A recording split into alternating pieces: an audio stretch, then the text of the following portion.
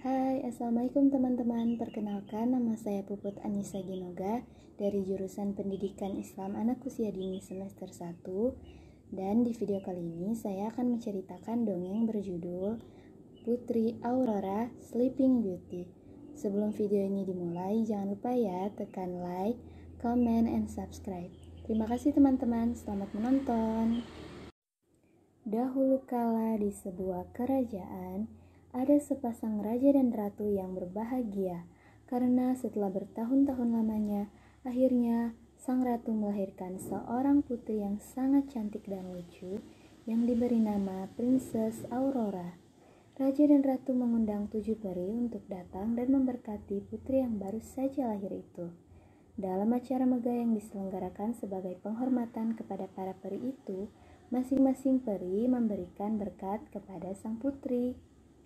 Peri pertama mengatakan, "Kamu akan menjadi putri tercantik di dunia."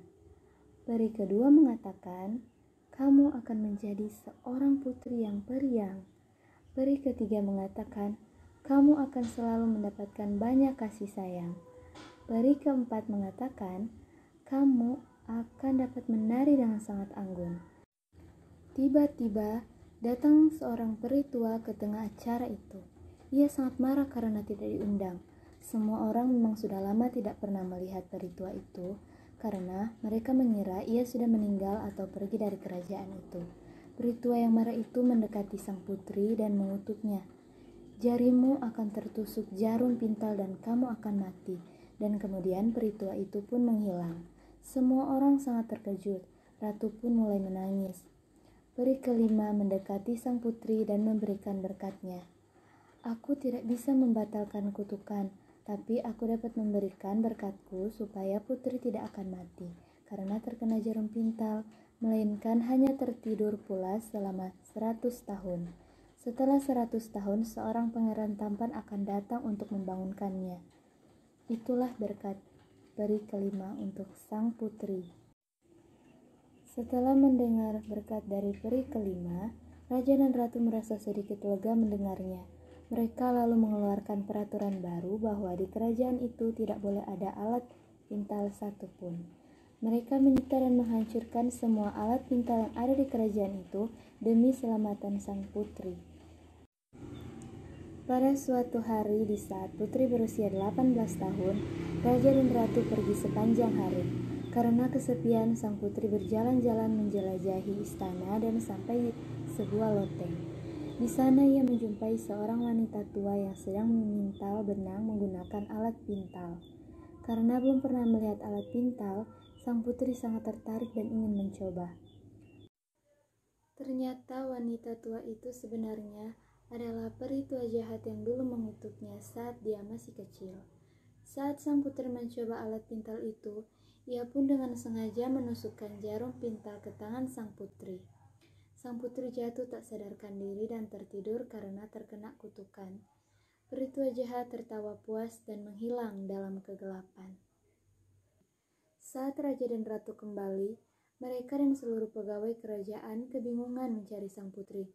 Saat mereka menemukannya, raja tersadar bahwa kutukan peri tua jahat telah menjadi kenyataan. Sang putri lalu dibawa ke kamarnya dan dibaringkan di tempat tidurnya. Raja lalu mengirimkan kabar mengenai peristiwa itu ke peri kelima yang baik hati. Peri kelima yang baik hati lalu bergegas ke istana.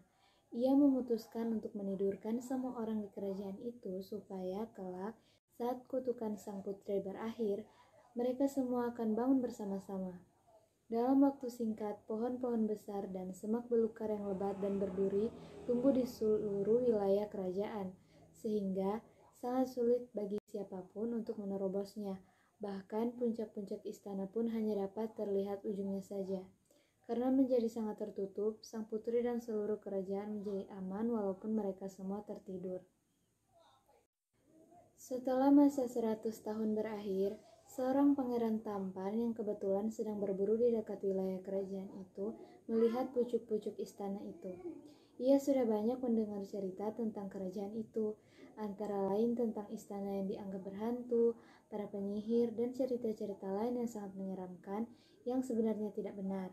Karena penasaran, saat kembali dari berburu, sang pangeran mencari orang tua yang paling bijaksana dan pintar di kerajaan itu untuk menanyakan tentang kerajaan tetangga yang penuh misteri itu.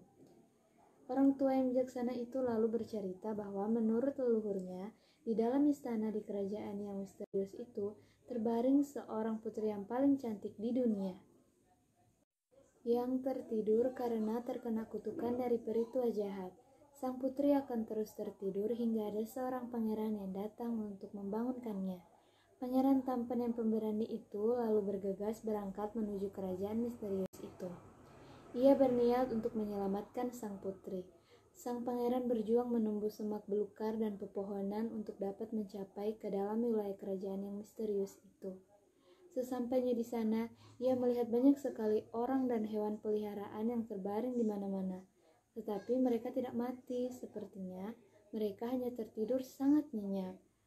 Di sana ia pun melihat seluruh pegawai kerajaan yang tertidur pulas. Setelah berjalan-jalan menjelajahi istana, sang pangeran berhasil menemukan sang putri di sebuah kamar. Sang pangeran terpesona oleh kecantikan sang putri. Pangeran pun berlutut dan memegang tangan sang putri. Saat itulah kutukan berakhir dan sang putri membuka matanya. Ia menyambut sang pangeran yang telah lama ia tunggu dengan bahagia. Dalam waktu yang bersamaan, seluruh penghuni istana dan seluruh kerajaan terbangun. Semak belukar dan pepohonan menghilang. Semua orang kembali mengerjakan urusan mereka masing-masing.